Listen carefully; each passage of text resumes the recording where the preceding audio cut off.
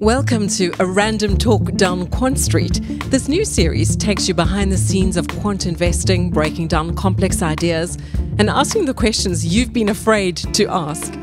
Capturing quant alpha requires a blend of innovation and precision.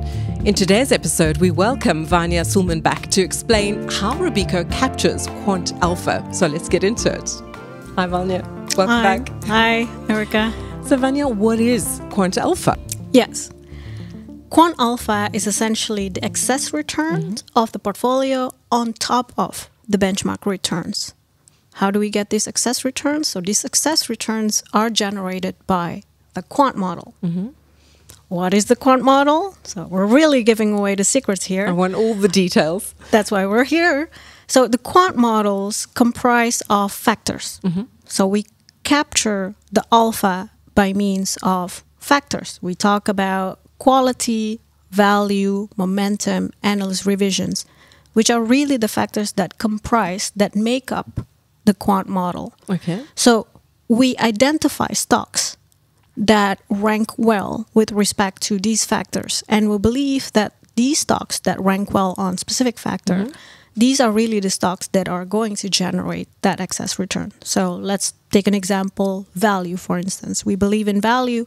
So stocks that have attractive valuation, we believe they are going to perform better in the long term. Okay. So in our portfolio, we try to make sure that we are exposed to those stocks that rank well on value. Okay. So similarly goes with momentum. So stocks that perform well in the past will perform well again in the future, in the long term.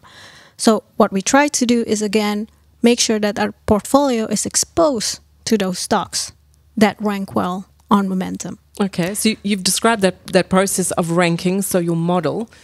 So you've got your stocks identified. How do you put them together in a portfolio? Because presumably you have to make a decision on weighting.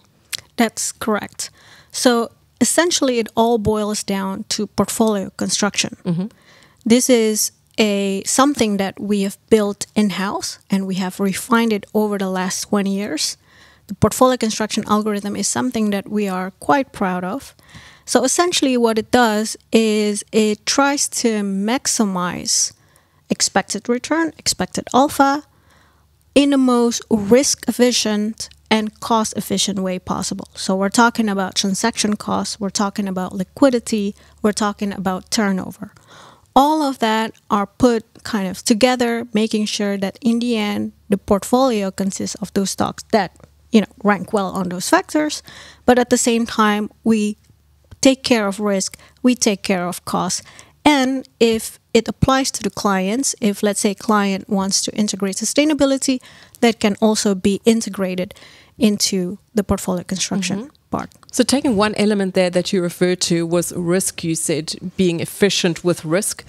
But we're also talking about active quant here. So with a higher degree of activeness comes more risk, presumably. So how do you manage that risk? Yes, absolutely. So risk management is really paramount when it comes to active quant strategy. In fact, if you talk about active quant, you should be talking about risk, and you should be talking about risk management. Those three things should always belong in the same sentence. So we take risk seriously at every step of the way. So from the variable definition, we make sure that we step away from unrewarded risk. So risk can be rewarded and risk can be unrewarded. Rewarded risk we like. We want to take risk as long as it's rewarded, right? But risks that are unrewarded, that's something we don't like. And we want to step away from that. So again, from the variable definition, we make sure that these biases, these unrewarded risks, are stripped off. And then we take one step further, and that is then the portfolio construction. We take risk along with the other objectives of the portfolio. And for that, we also have our risk model that is built in-house within these walls. So this risk model, so first of all, we tackle static risk. So that is by means of making sure that we deviate from the benchmark, but with certain limitation when it comes to regions, sectors, countries, individual positioning. But those are static risk. We can also talk about dynamic risk. Okay. Risks that essentially vary over time. Okay. So we can think about interest rate risk. or commodity exposures.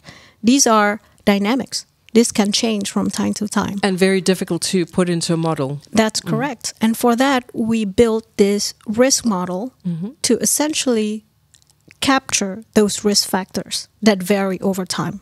And then again, directly addressed in the construction of the portfolio. Vania, thank you so much for coming in and helping to demystify quant for our audience and for me, of course. My pleasure, Erica. Thanks for tuning in. Next time, we'll talk to Jeroen Hagens on how an asset allocator might typically use active quant in their portfolio. Stay connected and don't forget to share the series.